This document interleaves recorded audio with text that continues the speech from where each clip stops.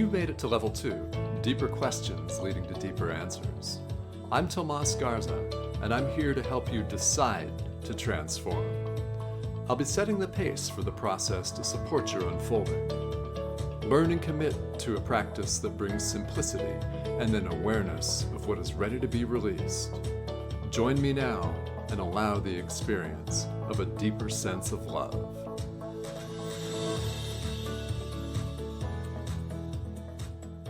Welcome to Decide to Transform. I am your host, Tomas Garza, and we have a very special show, a different kind of format in store for you today.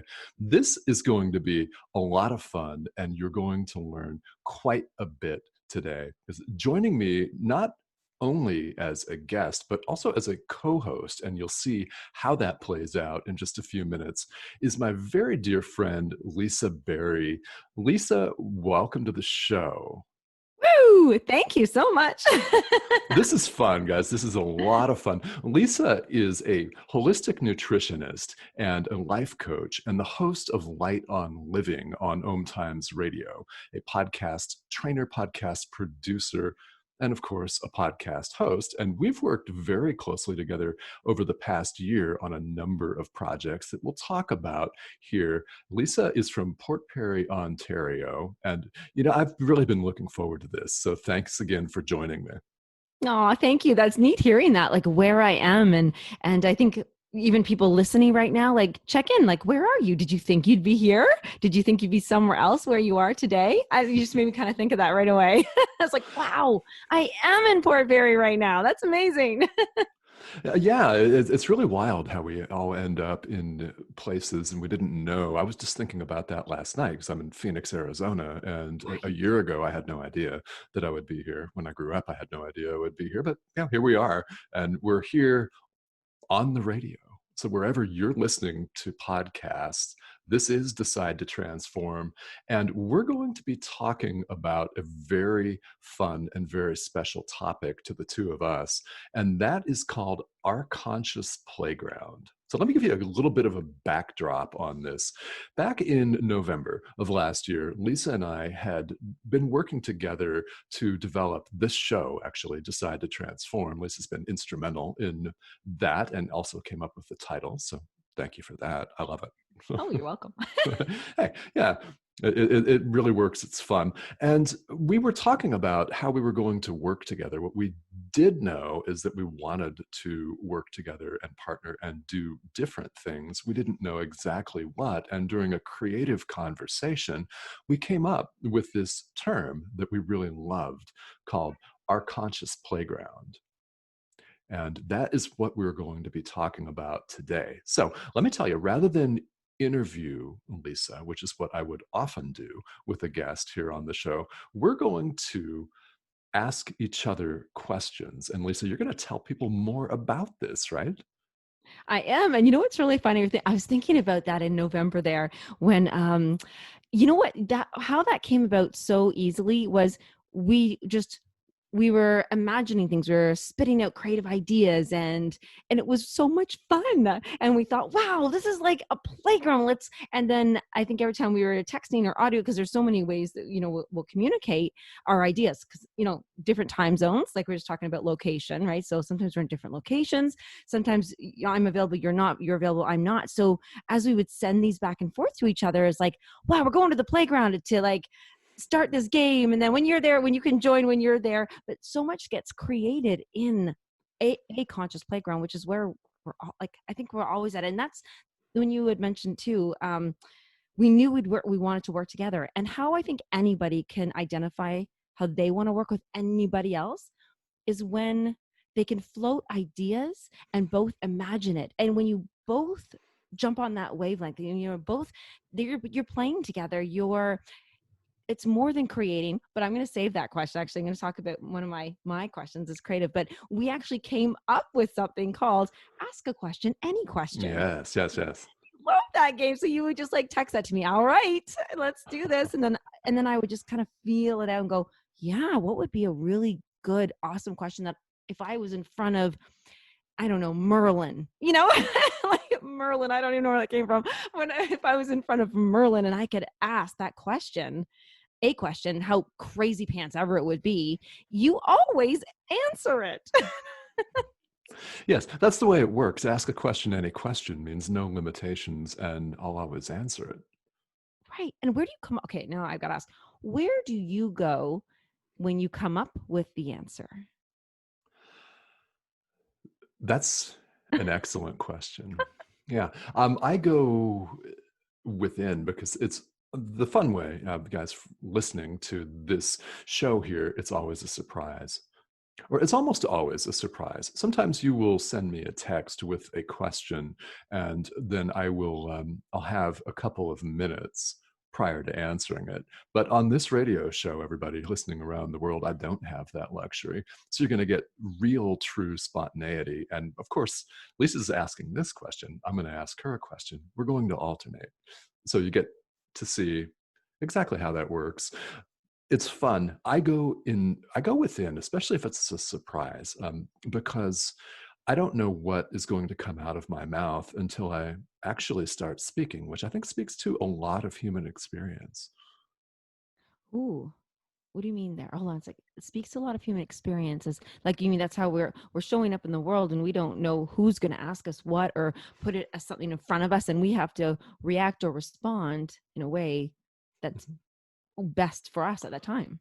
Right. Yeah, we don't really ever know. And as people showing up in the world, as people teaching, for example, as people leading, if you're in a position where you are, in fact, leading, teaching people, then you don't always know what you're going to get. So to be able to access spontaneity and a well of experience and information is a lot of fun. And that's kind of where I go. I think, okay, well, all right, here's a question that I never considered before, or I haven't considered it in a long, long time.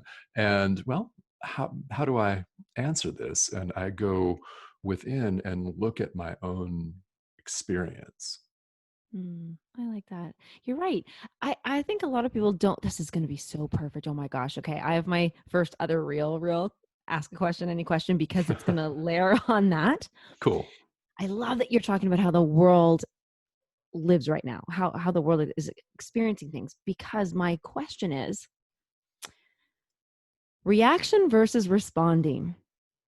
And I would love for you to kind of touch on both of those because right now, is the world we're all like I guess we're not all doing it. Are we reacting? Are we responding? What is that? What is the difference? And what is I don't want to say the best, but what could help us the most in the way the world is right now, reacting and responding?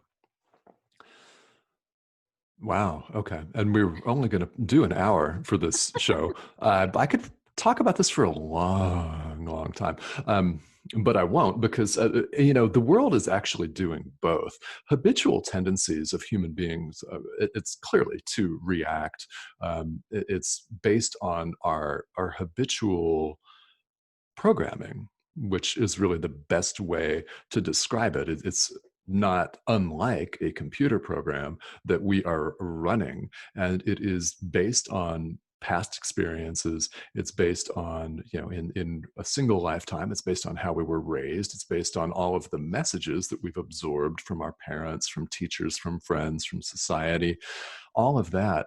And we do this without thinking about it. So, for example, someone might be easily triggered, easily contracted, however you want to call that, by a certain behavior. So, if someone says a certain thing, for example, let's say a coworker says a certain thing or indulges in a certain behavior that annoys you, then if you habitually lash out, that's your habitual reaction. It's a reaction.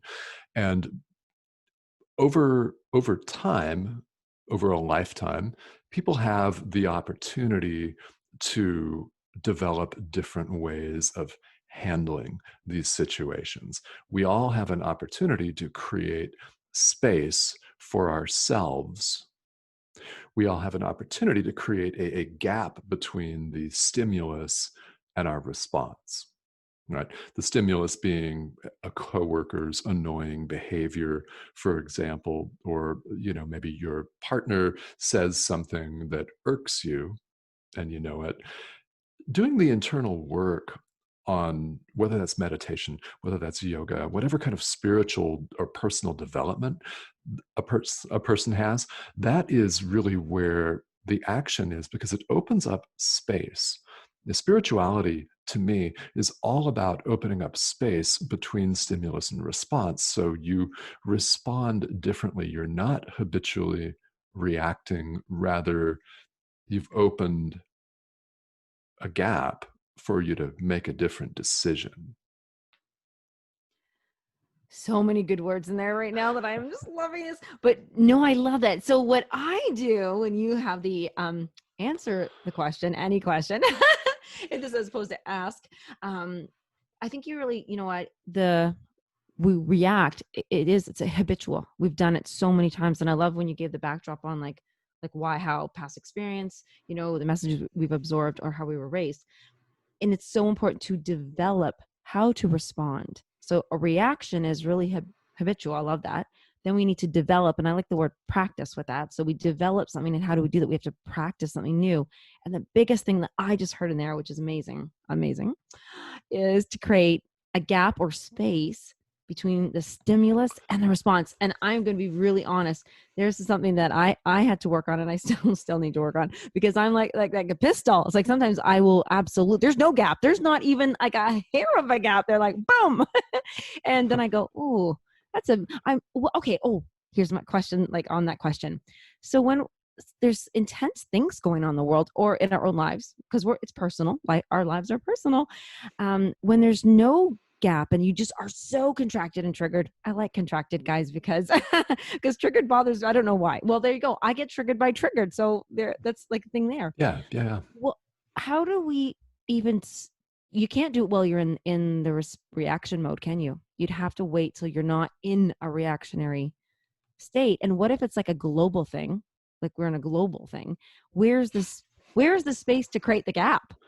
There you go. Where's the space to create the Yeah. gap? Okay. Yeah, I love this. And it's so timely. As listening to this, you could be listening to this 15 years from now in 2035. And I hope that you may be, because it will mean staying Oh, power on our part, oh which is always yeah. good. I'm there too. But today is, as we record this, it's August 4th, 2020. We're in the middle of the COVID-19 pandemic. And it, in some areas of the world, including Arizona, where I live, it's actually getting worse, not better. And there's just all kinds of uncertainties. So it can seem like the whole world is contracting. Yeah. Is that truly what's going on? Well, yes, viewed from one perspective, not at all viewed from another perspective, because it's an opportunity for us to develop that space so we can respond instead of react. And what happens when people en masse have a habitual reaction? Well, the result can be war, it can be famine, it can be genocide. I mean, look at human history, it can be all kinds of things when people have a group reaction that is based in fear. So what we can all do to respond rather than react is, well, we cannot really influence how someone else on the other side of the world is going to react or respond. We can only be responsible for ourselves, and we have to do our own inner work. So if enough people do the inner work and open up that gap so they can show up, lead, and teach differently, then the whole world begins to change. And I think we all have to acknowledge that it's not going to change in the next 15 minutes. Ooh, right. To start with that, to say, you know what, this may not be something that just shifts. Like right now, it's more of a gradual shift. You're reminding me of, I wish I remembered the name of it, but in 2007, I guess they call it rented. I don't know if you rent, but I rented audiobooks from the library, No. and and it was something called something Brain, and there was like so many CDs, and I was listening to them, and the one thing I'll always, it literally changed my perception of things. And I remember linking it to like the high road, and I pictured it was talking about the brain and how it's wired, and the more experiences you have, you have a wider road. There's more lanes in your highway. And the less experience you have, so if you lock yourself up and don't talk to people and all this stuff, like you have fewer experiences, fewer exchanges of energy and playing in the conscious playground, really, Mm, right? So yeah. if you don't go to the playground, you don't get to play, you don't know how to socialize. And so I remember imagining the brain and I was like, yeah, I want multi-lane highways in my brain. And so that meant what I took that as like, I need a lot of information, experience, talking to people, getting to connections. And that allowed, and they kind of gave the stat back then that a lot of people who found themselves incarcerated, or in trouble all the time, or just not living a happy good life, they had fewer experiences, and their brain, literally the way their brain was made up was thinner, like this, there was less Uh, synapses. And I always think yeah. of the high road as the wide road. That's like, Hmm. I don't know if they said that or I made that up, but I always think, yes. And so for me, going into, and I'm bringing this back to our conscious playground, and that's why I love when we invite people to come to and play in our conscious playground, to share your thoughts, your experiences, your dreams, all these things, because they add to a wider road. Yes. It was a funny thing to remember. Yeah, that's my response is yes, they do. They add to a wider road. And if more people join in the conscious playground, then the road becomes wider and clearer. Well, and not necessarily smoother, but maybe eventually smoother. Potholes. There are always potholes. Yes, yes. When we first were designing, remember we thought, oh, wouldn't this be fun to have the Conscious Playground as either a program or a show? And we literally, one of our own exercises, I did it, you did it, and then we shared. I shared with you what I remembered from a playground when I was little. Like mine was the going to the park, or was it the jungle gym, or was it with all the different toys, the swing sets and the monkey bars and the trees that we'd climb and the ball diamonds.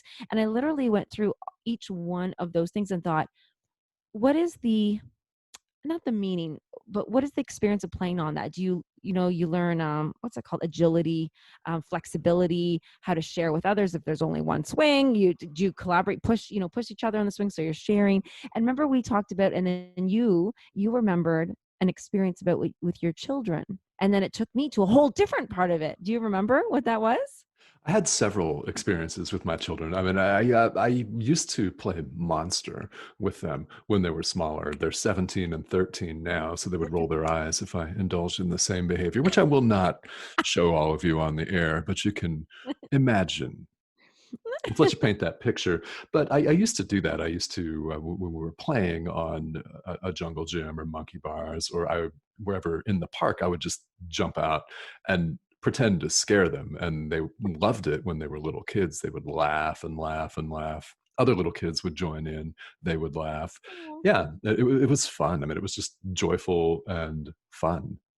Right. And I think that when you and I were just even talking about that, it allowed, what it does, and I believe this strongly, um, when you play and you just kind of be free, your stress disappears for that moment. And in that moment, that's a gap.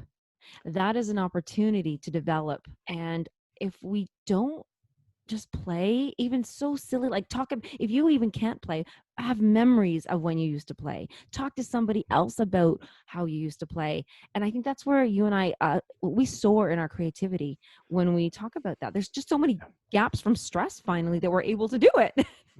Yes. Yeah. And, obviously life comes at us. I mean, if you're out there listening, thinking, God, I don't have very many of those gaps. Well, you must have some. And one of the things that we did, Lisa, I was listening to our show from June on Light on Living. I was Lisa's guest on Light on Living on the 15th of June, by the way, on Om Times Radio. And I was listening to that show. You had me lead, if you remember, a guided meditation, and that's exactly where I went with it. Is okay, if you're not in this kind of flow, if you're not in this joyful sense of play right now, then go back to a time when you were, so you can access it. Yes, actually, now that my brain's clicking in, because we can go anywhere. We are boundless, timeless, formless. When formless, that's interesting. That word came up the other day. When we go into our imagination, our minds, and we'll talk about I can't remember the name of it, but triple V board. Oh, we'll have to do that in a second because I can't remember it. But when we went there, I had this really cool, it almost was like it was my memory, but it was of you, which I did not know him, everybody, but as a little boy playing along a stream and watching paper boats. Remember, and I asked you, I said, this is going to sound so weird, but did you used to go to a stream and watch these paper boats? And it sounds like everybody might say, well, anybody would do that, but I didn't do that. That's not something I did. But that was such a neat connection that when we connect with others so well, if we can just play. Yeah. Yeah, because it breaks down boundaries. It erases play, erases limitations. And if you're sitting here as an adult and you cannot relate to that, well, then, think about when you were a kid and what it's like for a child to just be so wrapped up in the moment that nothing else matters. Yes. That is spiritual practice, to be so present that nothing else exists. Mm. You know what? I've never loved that saying before so much as wrapped up in the moment. Like literally, like being hugged in the moment, like a moment hug. Now I'm being silly, but that's what that is. Our conscious playground is silly. It's goofy, and you say things, and you just like. Yeah, there's no rules, and we're not playing the standard adult societal games of "thou shalt act a certain way," because if you look like you're having fun, then you're in deep trouble, and then people will frown upon you. No, it's none of that. I mean, it's Yes. really getting away from that. Oh, you just totally reminded me of something. So yes, you have to act a certain way. So sometimes I believe that we as adults are almost conditioned to think that okay, if you do want to have fun, that means you're going to be bad, like rebellious, or but it doesn't have to be that. Like like they're saying, oh, I'm playing hooky, and you feel like you're doing something bad or sneaky. But I would like to remove that connotation that you know not not being the way you're supposed to and just playing doesn't mean um wrecking things and mischievous and stuff. It just means being wrapped up in you could be playing with numbers and saying, oh, let's have a number game. I don't know. It doesn't have to be so crazy out there. Yeah, it really doesn't matter what it is. What matters is to get into the feeling of it. Yes. That feeling of play and it really is, if you choose to look at it as a place, then let it be that for you. A place where you can access the feeling of nothing else mattering and having it be deeply creative and just a place where you can have fun. Yes. So let's do this. Let's define fun for a second. Let's define fun so that people go, all right, okay. So, oh, there's my question. Okay, wait. Okay, that's going to be my question. Okay, Okay, going good. into I it. get to ask you a question too, but you go Oh, I'm so first. sorry. That's right. You're supposed to ask me. Okay, can I ask this That's quick all right. one We'll then? do. It's all synchronicity and flow. It's our conscious playground. So yeah, go ahead. Oh, see, now I feel like you've already just answered that because it's Oh, being I in the have. flow. Okay. What is fun? How would you define the feeling of fun when you go into the conscious playground?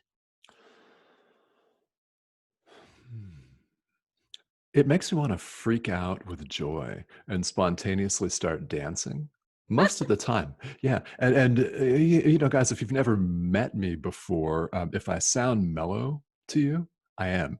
It just is what it is. But when I get in this state, it really does. It creates spontaneous joy. So I want to break out dancing. I'll break out singing. I might say something really, really dorky, and people might think, okay, what's with him? Right. And I'm just in a conscious playground. I'm in our conscious playground having fun in that state. So it's spontaneous joy. And really, I think it's not mattering what other people think. That's why one of the reasons why I think so many people enjoy dancing so much, for example, is that it's freeing and people get in a state, which I would say is our conscious playground, where it doesn't matter what they look like to other people, just matters how they are showing up in the moment. So it's kind of like fun is There's no judgment. I love that. Like, it sounds so corny when I said it like that, but it really was a lot deeper in my brain. But fun to me is also like when it sounds like for you, it's movement, it's moving energy in your body. It's fun is when you feel energy and emotions, which is energy in motion. It's moving it around. It's Mhm. yeah. Oh, that's fun Yeah. even thinking about Yeah, that. yeah, it really is. It's moving it around, and if you want to consider it reworking or reordering it in some way, just kind of, I mean, you use a word that I really like. It's repurposing and Oh, yeah. yeah, recirculating. So Yeah, I love yeah, recirculating. hmm yeah, recirculating is a really good way, I think, to look at that. You know why I Yeah. love recirculating so much? This is why I actually have a reason why I love that word, hmm because the word stagnant actually scares me. And I yeah, and as a nutritionist, we talk about stagnation. Oh my gosh, I'm a woman. We talk about cellulite all the time in my world. Like everybody's coming, how can I get rid of the cellulite? And it was so like the word stagnant was I became like it didn't feel good inside of me. So I always say we need to circulate this, So I just wanted to, it's like my superhero against stagnation. That's why I love that word. Yeah, I love it, and yeah, I really like that picture of stagnation because that's what happens to us when we're contracted. Our energy, our life force cannot move, or it's moving really Mm, slowly, like there's a blockage. It's yeah. stuck Our somehow. life force becomes stagnant. Ugh, that's like, doesn't that sound like death? Our life force becomes stagnant. Ooh. Yeah, yeah. It sounds like not a lot of fun. Right. All right. Is everybody having fun listening to this? Like, if there's a way to comment, I would love that. But Well, and people, because we're recording this, you can certainly comment. And what I'd love for you to do, let me just do this right now, and then I'm going to ask Lisa a question. Let's give Lisa our email addresses so people can reach us with questions and comments.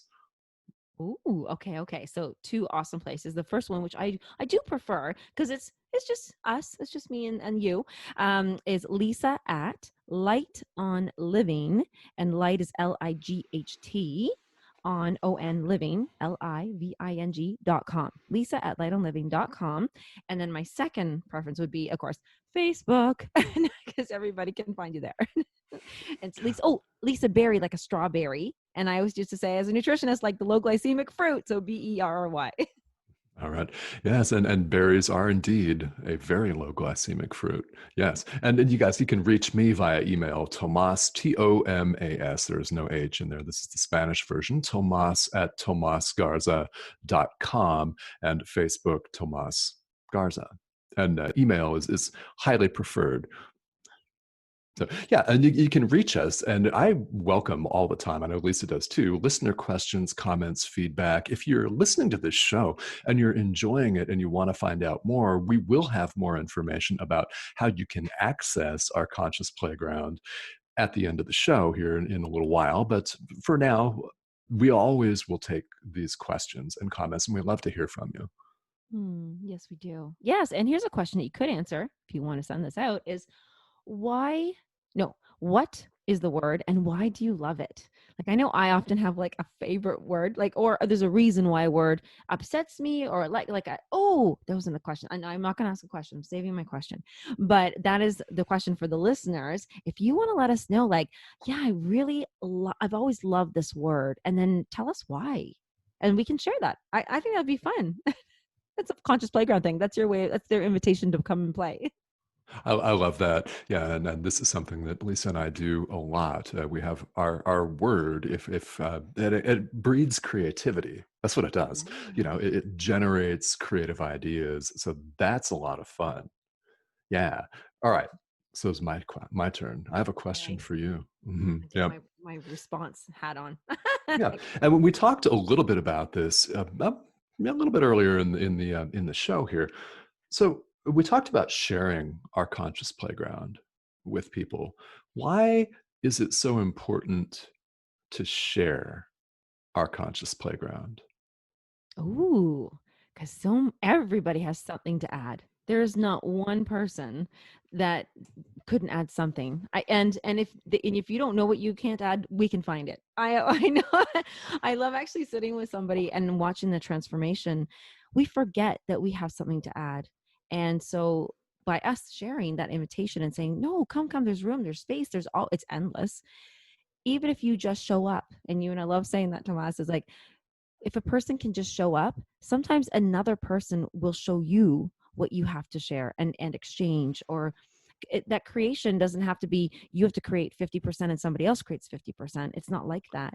You could Right. literally show up with 1%, half a percent, and then 10 other people or one other person can make up that difference. It's there always is something because you exist, and because we are light, that just light, it just exists. It doesn't matter how dim or bright you are always light.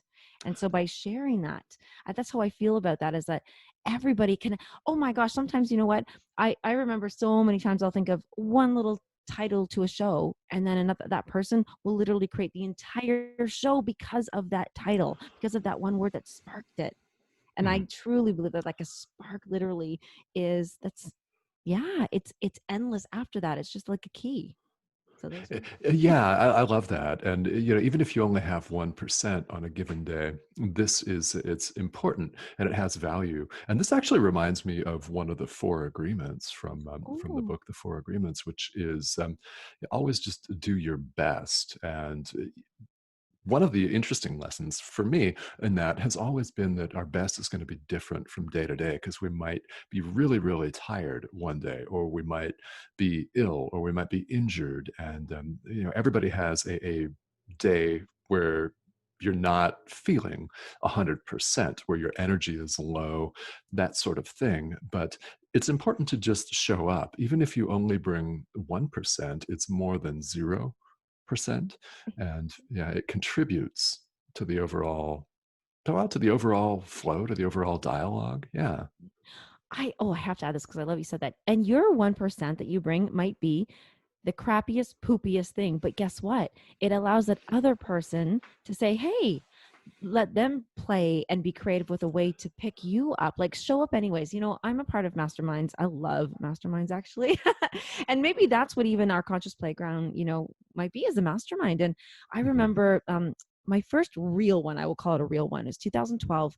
And that was when I think I became like addicted to them. I was like, I love masterminds. But I showed up more as, at first I was as a coach. I wanted to show up to be there for somebody, and I would make sure that they say, oh, you know what, I just don't really feel like I have anything to bring to the table. I'm in a bad mood, or this horrible thing happened. And then I started recognizing that I need to show up like that too, so that somebody else can help me. And wow, like, there's so I ended up lifting somebody else up by me showing up all poopy because somebody else got to feel better for helping me. Like, it's such, Oh, oh yeah, you're getting me excited. This yeah. is fun. Yeah, yeah. I mean, it really is fun. And what's so cool is that, we're always teaching, whether we hold ourselves out as teachers or instructors or a university professor or whatever. It really doesn't make any difference because we're all energetic beings. We're all in each other's sphere of influence, like it or not. And how you show up just goes forth and exudes. And if you show up in anger and rage, you spread that to other people. You're teaching them how to behave in certain moments. If you've ever had, if you're listening and you've ever had kids, then that's, obviously you're teaching your kids. But even if you don't, or you don't currently, they're adults or whatever, you are always teaching energetically, and it's how you show up. So if you can only bring 1% or 3%, then bring it, because you never know who you're going to influence. That's another thing. We don't Mhm. know who is going to benefit from our message. We don't know who may be listening to this show next week, or three Yeah. weeks from now, or years from now, that's going to get a lot of benefit out of this. So we have to show up. That's right. I always like to flip the side just to almost like prove something. And when my father gave me Wayne Dyer's book, something about pulling strings. It was written in, like, this is back in the 70s, 80s kind of thing. And that when Wayne Dyer back then was writing that book, he didn't know he was influencing Lisa Barry. He didn't know Mhm. that he was Right. influencing Lisa Barry, who would then be influencing all the millions of people then and there. Yeah. And and I even know when people, like, as a I've been doing seminars as a nutritionist for nearly 20 years. And I remember people coming up to me later after 10 years, after the 15 years and 20, and saying, I remember, oh my gosh, so funny. I remember somebody coming up to me about talking to me. I remember when you taught me about cottage cheese, and I was like, oh God, don't eat that anymore. But it was just really funny that I was like, wow. And so when we're so passionate about things, we do influence, and we can be passionate in a, we'll call it negative or positive way. Passion's passion, right? So Right. that we are teaching at all times just because we're Hmm. showing up, and that light always exists. Yeah. Yes. Yeah, it always does. I love that. Okay, your turn. Okay. Okay. Let me feel this, because this is what I would normally do. Because sometimes, yeah, literally sometimes, Tomas, you'll send a thing like, all right, the mic's coming out. Let's do, ask a question, any question. And I'll be in the middle of 1,000 things, and I'll go, oh, I don't, I can, I'm happy to share this with everybody, because sometimes this can happen to us. We think we just can't tap in. We think, I don't know. And then we say, okay, wait a second. I do know. I'm just not accessing it right now. So first of all, be soft on ourselves. And I'm sharing this because this is what happens in life every day. Mhm. Your children might ask something from you. Your parents might ask something from you. Your friends, your spouse, somebody is asking something from you, and you think you don't have it right then. But then if we can just stop, have that gap, and say, where would it be if I did have it? Where would it be? And so that's what I do with questions. And usually what my questions do is I feel like, what does the world want right now? Not does the world need. What does the world want right now? Uh-huh. And that's where I kind of go. And I think, so right now, my question, ask a question, any question would be, and this is some place I usually get to, is if our hearts could give advice to our minds, not our brains, but our minds, and our minds could give advice to our heart. So it's a two-way there. What advice? How would it share? What would be the difference between the two? Is there a difference between what advice it would be given? Yes. Okay, I love this. This is fun. And the show, everyone, of course, is all about fun. I think our hearts would say to our minds, I got this, get out of the way. I love that. And our minds, if we were in a good place in our minds would say, what should I do? Asking the heart a question. And if our mind was elsewhere, or not in a good place, or steaming or stewing, or reading news, reading a news feed, in a bad place, our mind would say, get out of the way. I got this. However, in our right mind, or the mind would take the heart's advice, and the heart would always say, I got this, get out of the way. Oh, I imagine like a little comic strip. Let's do it. Let's create that. See? Yes. Let's do that. That's a great little meme. Little brain, little heart. Yes, it's perfect. You do the illustration. There you go. A couple years ago, I did what was it? Oh, I wish I remembered what I titled it. Yes, I do. I think so as a nutritionist, also back in the day, so long ago. I mean, I was a nutritionist in the gym, a ladies' gym, and I was a personal trainer as well. And so I love words.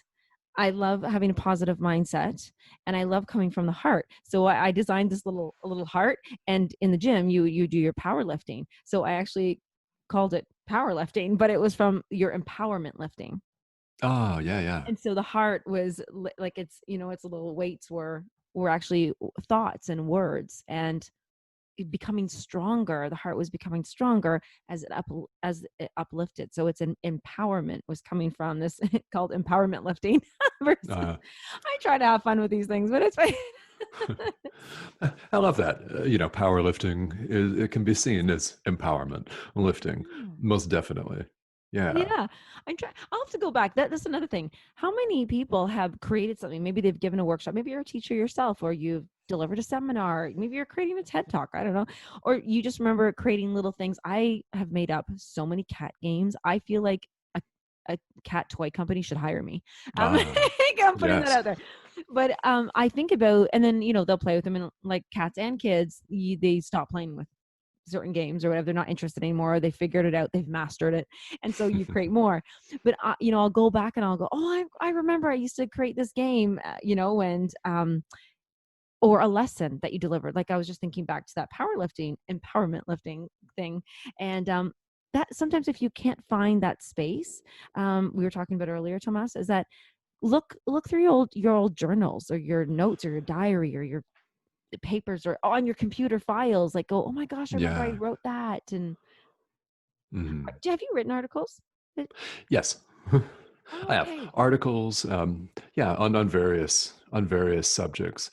But yeah, I mean, I like what you just said about people going back to your journals, places like that. I mean, it's like our meditation that we had that people can listen to on Light on Living is go back to a time where you were in a creative space, because it might have been just last week when you wrote an article or you had an inspired idea that you wrote down.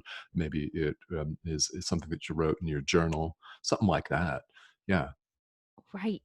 Okay. So here's my question, because you just All gave me, right. because what I do when I'm inspired is I have a million of these little puppies, the Oh, sticky. yes. Everybody Sticky knows about the note. stickies.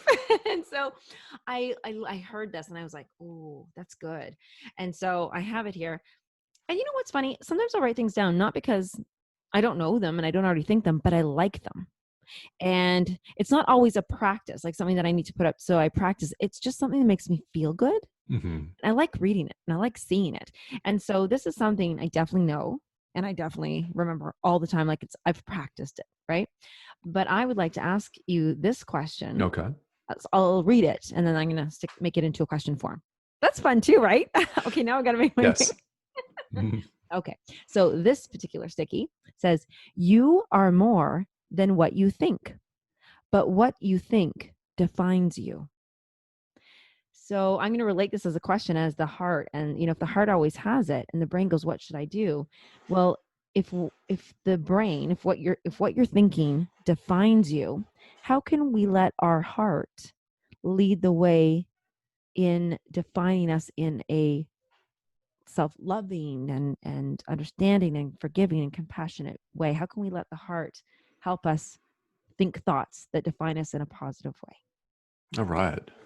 Well, okay, I love this. I could talk about this for several hours. way? I really could. This would be a completely different and another show. So, I think you'll have to come back. We can do that. But right now, I mean, I think that a quick response is I always come back to the practice, the work that we have the opportunity to do in the present moment. So to some people, this may sound like you've heard it before. Mm. Guess what? There's a reason why we've all heard this before. Is because that's where the action is right now. We have a choice. Do we choose love? Do we choose fear? Those are the choices. Everything else is a subsidiary of that choice. So, do we allow ourselves to get out of our own way? Because mentally, we know instinctively that we cannot 100% all the time trust ourselves, because our mind moves in dozens and dozens of different directions. Even if you're an experienced meditator, you're still thinking about tomorrow's lunch sometimes. Yeah, you're thinking about what happened in April 19th, 2006 at 4:44 p.m. You're thinking about all kinds of crazy things, and it just comes up and up, and you cannot always trust those thoughts to work in your highest best interest.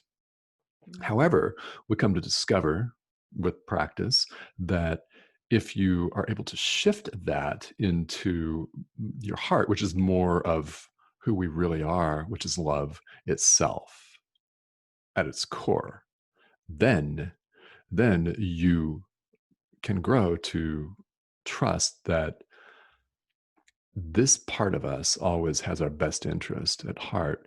And if we allow that to define us, that's much more accurate than allowing our head to define us, because we could be. And angry stockbroker, for example, or we could be a stressed out housewife, for example. I mean, our our mind will try to define us in dozens of different ways.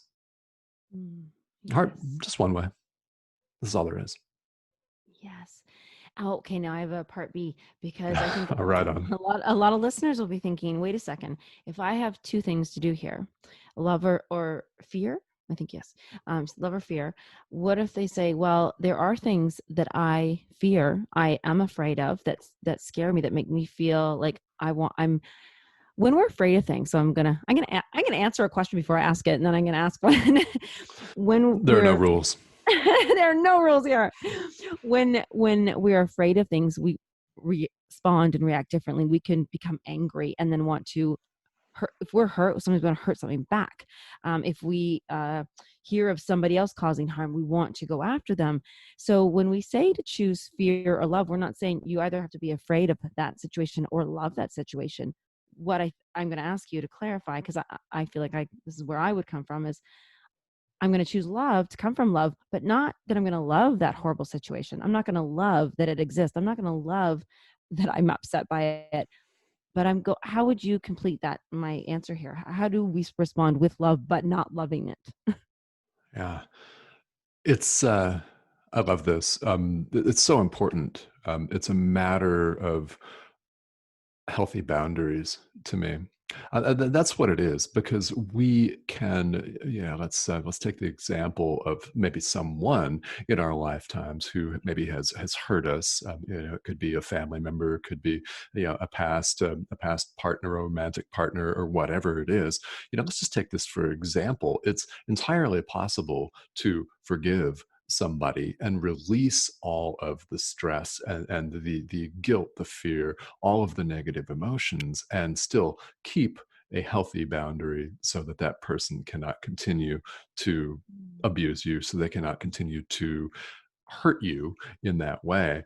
I would also say that it's okay to be afraid. It's a normal, natural reaction for all of us. So if there is something you're afraid of, then I think that's it's perfectly normal. I mean, and people want to try to make themselves invulnerable and say, "I'm not afraid of this. I'm not afraid of that." Well, it's okay if you are. Really, we're all human. And then you don't have to love the situation to show up in love. A situation can be completely unacceptable. It can be Mhm. completely untenable and something that no one who is acting in their own healthy best interest should have to deal with. And we all of us, make mistake after mistake along this path, getting to the point where we have these kind of healthy boundaries. And it's a recognition over time that, yeah, you can love a person. You don't have to love the behavior, and it's okay. If you feel that way, that's perfectly okay.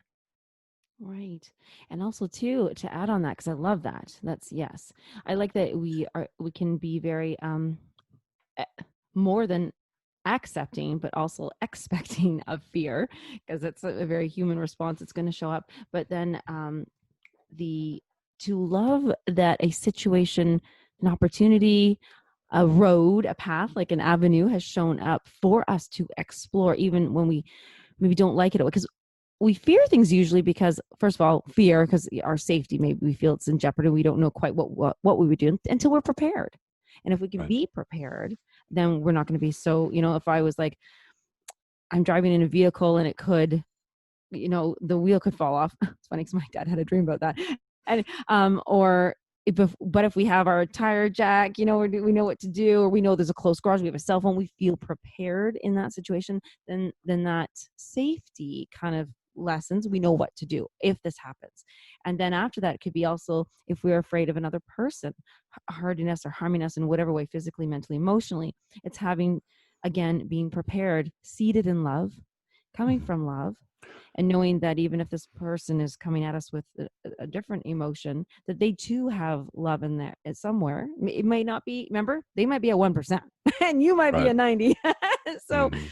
I think it's, yeah, that's so much. Love can be used in many ways. Is what I'm feeling. Yeah, it's highly versatile, Mm. luckily. It's like an outfit. You can wear it so many ways. Right. Yeah, it's very versatile. One can accessorize with love. Yeah, Oh, yeah. I love that. Can that You be know? a show title? Yes. Love. It can be a show title. Yes, most definitely. You can accessorize with it because it's versatile. And yeah, having the ability to flow anywhere over all human imposed barriers, then yes, you can accessorize. All right, Lisa, I question. like it. Mm, All I right, like that. lightning round, because I want to talk about and share with people how they can find out more information about our conscious playground. But before we do that, quick question for you. What happens for you when you go to our conscious playground? Ooh, okay. Um, I want to say at first I do get silly. I think, what would be silly? Because, yeah, I can go silly easily because I have these cats, these Bengals that I'm ridiculous with because I want to be creative. Yes. So the conscious playground to me is first of all, everything is possible. Everything, all there's literally I can fly, I can do anything. So at first I make sure I remove any limitations. That's I'm good to go. I got my play suit on. and, and then from there, I think in the playground, I think, what is it right now in my 3D life that I'm feeling limitations, that there are boundaries? Because I'm going to play it out in that conscious playground, and I'm going to get these solutions, these games, these activities that I can bring back with me. And they're going to be solutions. They're going to be answers. They're going to be the next. I'm already going to create. So I feel like it's where I literally go to create what I want in my 3D world. Okay. Yeah. Yeah. So it's a form of manifesting for you. Yes. Yes. That's what it's a magical manifestation ground. And I think that's why I want so many people there because I can tap into so many others um playground, their ideas, and because that's the missing piece for me, right? It's like what's that called, a treasure hunt? Yeah, no, Uh-huh. scavenger. Scavenger hunt, maybe? What? Yeah. Yeah. Yeah, okay. And you on your list, you have to find all these certain things, and then you Hmm. you complete something. Well, I'm missing them, so I'm hoping so many people will join, so they can bring those little things that I got to go around finding. Like somebody maybe needs somebody in a polka dot shirt and somebody in green trousers. I don't know. Maybe both. Yeah. At the same Maybe time. both. Yeah. Because why not? All right. So, yeah, we clearly want people to join in the fun and the creativity, and it is a form of manifestation. So, how can people find out a little bit more about what we're doing here with our conscious playground? I kind of think from this show alone, it should be a mastermind. No, Yes. I kind of feeling that way, to be honest with you. I know that through our lovely academy, which I'll share that right now with everybody. It's Awesome International Academy of Universal Self Mastery, and it's exact. I love saying each one of those words. They each one of them feels delicious. But in this academy that you and I are both creating and part of with our incredible team, but it's more than a team. It's a council, it's faculty, it's just incredible beings coming together with all their wisdom, truly building a community rich in wisdom. That's one of my favorite things to say about it. And our conscious playground will be one of those. We don't know yet, but whether it's mastermind, a course, a circle, an inner circle, definitely a podcast for sure. Yeah. Um, but that's where we'll be inviting them. We'll definitely be inviting them over to come over, join the academy first, and then you can find so many other people playing on all kinds of different jungle gyms. But I think where you and I, yes, we are inviting people. We are hosting. Oh my gosh, we are host. Oh, of course, we're hosting. I actually thought of it a different way. We are going to be the hosts at the playground. We're inviting people. Invitations are sent out. You guys are all VIPs here, and we will be hosting our conscious playground. But we'll be there playing with you. And yeah, I can't wait to see what will come of it and what world, global, international solutions and fun. And oh my gosh, okay, talk about world peace. I'm gonna say it. I'm bold statement here. It's where we can all have world peace. I love it. Yeah. It is where we can all have world peace. And guys, this academy that we're referring to is the International Academy of Universal Self Mastery, or IAWSM, IAUSM.com, by the way, coming very soon. All right. This, Lisa, has been so much fun. I have really enjoyed this. And I think this actually is a podcast. So I have to tell you, I'm happy you said that. Oh, good. Yes. And there's so much more to share on this. I think we absolutely must do this again. But I really want to thank you for a fun, creative time and for co creating this with me. This has been a real pleasure today. This has been fun. Thank you for inviting me, and thank you for actually just seeing it as something that was needed, wanted, and very valuable for everybody listening on all timelines and all like 20, 35. And I love that you shared that. So you've really included everyone. Everyone is included. So thank you so much for having me be able to share with everyone. Oh, yeah. Yeah, it's my pleasure, guys. This has been Lisa Berry, and I'm Tomas Garza. This is Decide to Transform, and we will see you again soon. All right, everybody, have a great day, and bye bye now.